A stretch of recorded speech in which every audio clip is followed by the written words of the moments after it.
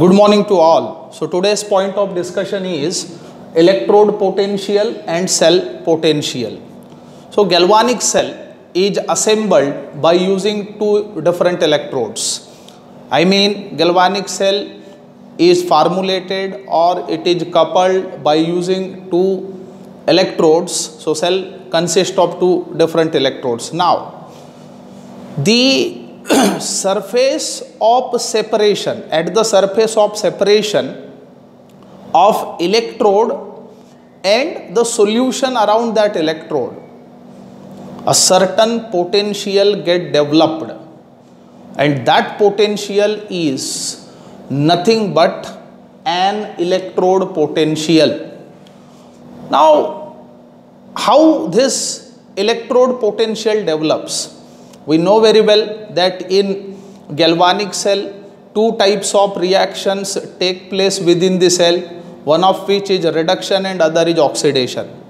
So the reduction and oxidation reaction, I mean electrode reaction taking place at an electrode, are responsible for development of potential at an electrode, and that is called single electrode potential. Thus single electrode potential is the difference in potential of electrode and solution around it. So difference in potential of electrode and electrolyte around it, I mean around electrode, is known as electrode potential. Now how potential develops, that is to be known. For that, two very important phenomenon or processes taking place inside the cell can be explained. So first of all, de-electronation. Now remember, de-electronation, as name indicates, is the loss of electron, I mean process of oxidation. Now metal, whatever we use as an electrode, has two type of properties. One, solution pressure, other osmotic pressure. Now solution pressure, that is PS, is the tendency of metal to pass positive ions in the solution and electrons at an electrode. So it is a tendency to pass positive ions in solution and electrons at electrode. So when any metal which has greater solution pressure, remember metal has another property what we call osmotic pressure. Osmotic pressure is the reverse tendency, I mean the metal has tendency to undergo reduction and get deposited at an electrode, and electrons are passed into the solution. Now if we use a metal as an electrode whose solution pressure is greater than the osmotic pressure, then what happens? Now consider this beaker which consists of electrolyte, and we immerse a certain metal in it. If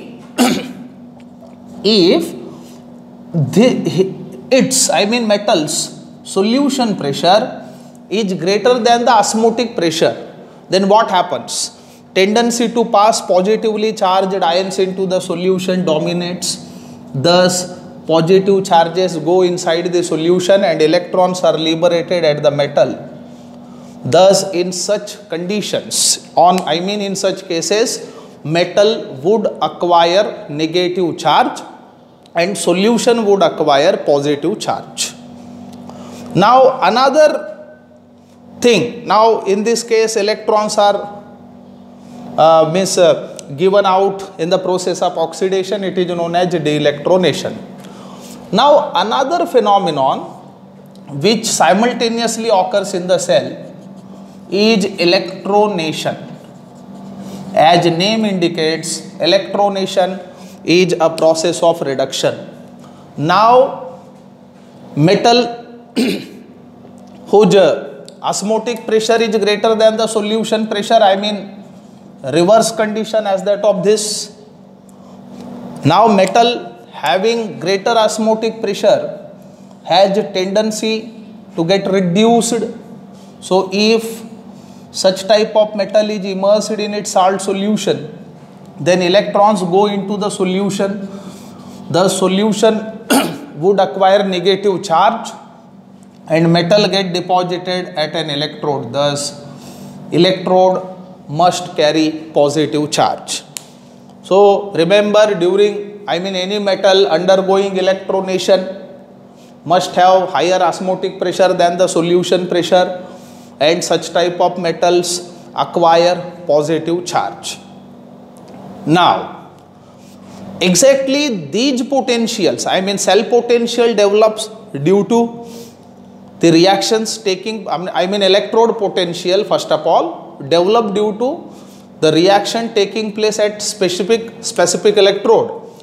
Now if potential develops due to reduction half cell reaction, then that is called as reduction potential, which can be represented as. So it is a potential due to reduction reaction is known as reduction potential. And if potential is developed due to oxidation reaction, then that potential is said to be oxidation potential, which can be represented as. So potential due to oxidation reaction is known as oxidation potential. Now very important thing, potential of cell, that is cell potential, which can be represented as. So cell potential is algebraic sum of oxidation potential of oxidation half cell and reduction potential of reduction half cell. If we add these two, then we get what? Cell potential. The cell potential simply can be given as oxidation potential of oxidation half cell and reduction potential of reduction half cell. If we add these two, then we get cell potential. Now important thing, standard potentials. Standard potentials. Remember, electrode potential and cell potential depend on concentration of electrolyte used, then pressure. If gaseous ingredients are present, then pressure counts, pressure at which that specific gas is bubbled, and operating temperature. So this is to be noted, what? Electrode and cell potentials depend on concentration, pressure and temperature.